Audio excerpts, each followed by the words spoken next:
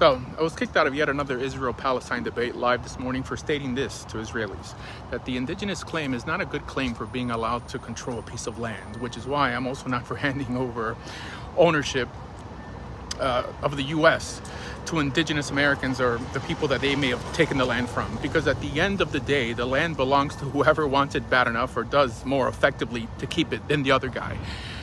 Now, what I would consider the real spectacle of those arguing typically for the Israeli side most of the time are these atheistic or unaffiliated individuals with a supposed Jewish pedigree that argue off a claim that supposedly appears in a book that they typically don't believe in or practice on what it has to say on the issue. Now, don't get me wrong, I support Israel and I'm also an Israeli citizen. I lived in Israel for 5 years, but it's really not hard to see why many people who aren't already ideologically connected to the Jewish people take such an argument seriously.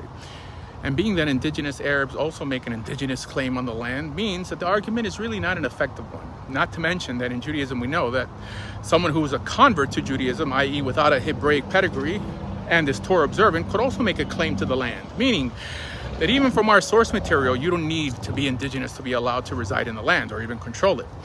Not to mention that the biblical people of Israel in the first place also had to displace native Canaanites in order to acquire the land. And it seems that even God, who told them to do so, didn't care much about such indigenous claims in the first place.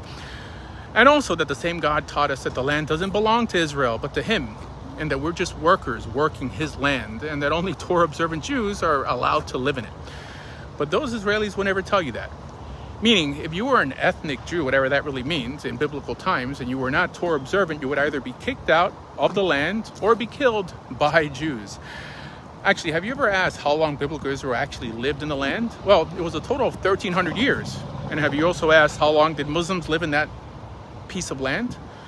It was roughly the same amount of time. So the most effective way to win the IP debate is to convert your opponent to the only religion that states that the land belongs to you.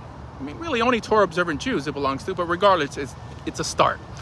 Because otherwise you're making secular claims, right? The indigenous claim is mainly a secular claim because it's not really biblical, to combat a position that is mainly fueled by religion and ideology.